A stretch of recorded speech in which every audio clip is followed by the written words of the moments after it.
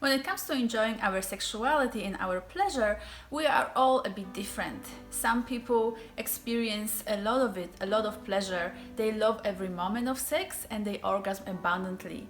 Others still dislike sex because of all the numbness or discomfort or pain that they experience. But most of us are somewhere in between these two ends of the spectrum. And as much as we all would love to experience wonderful pleasure every single time, there are certain things that stop that from happening. And we can only help it if we recognize what is actually happening in our bedrooms. My name is Helena Nista and I am very excited to welcome you back to my YouTube channel. I make videos about great sex, tantra, relationships and legendary pleasure. So if you would like to learn more about any of these topics, please hit subscribe. And now let's get on with the video. Number 1, you're in your head. This is a very popular complaint I hear from my clients and from my friends, and for very good reasons. As a society, we live in our heads. We think, we worry, we stress, we analyze, we plan, etc. We spend a lot of time on our phones and on our computers. Our minds are constantly racing, and it's no surprise it's so hard to stop them when we try to relax and feel sexual pleasure after hours. We're so stressed and worried or even overwhelmed. It's a real challenge to quieten down the mind so that you can enjoy the body. But don't worry, you're not doomed. Getting out of the head is a matter of consciously training yourself to spend more time in the body, because that's where the pleasure is. And when you calm the mind down, you'll be able to feel much more pleasure in your body, because that's when your sensuality and sensitivity will expand. If you've been hurt before, it's possible that your mind doesn't see the body as a safe place and it's doing its best to keep pulling you out of your body. The sexual wounding can be minor or it can be quite severe.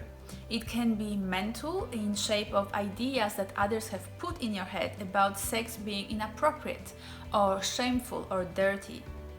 Or the wounding can be physical if your past lover hurt you by rape or sexual abuse, or simply by being rough or insensitive to your needs in the bedroom.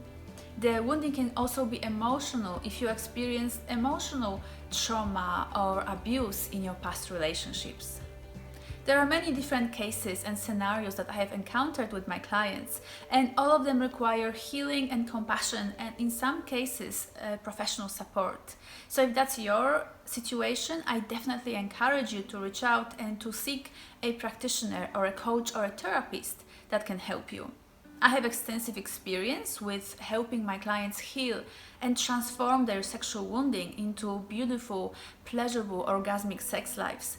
But there are many practitioners all over the world who can do the same. Our society in general is not very open to the topic of sexuality, so we all grow up with toxic ideas about our nudity, our genitalia, and our erotic pleasure.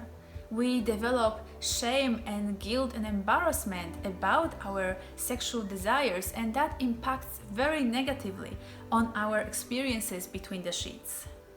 So if you recognize any of that in yourself, I do encourage you to examine the ideas you hold about sexuality and whether they serve you or whether they harm you. Because simply asking yourself that question, that simple question, can be a beginning of a very profound transformation. I hope that you liked this video and that it gave you some food for thought. This is quite a broad topic and it's almost impossible to tackle it in a one short video. And so I would love for you to leave me a comment down below and let me know what is your number 1 challenge when it comes to enjoying your sexuality and your pleasure. Please don't forget to give me a thumbs up, and I look forward to seeing you next week.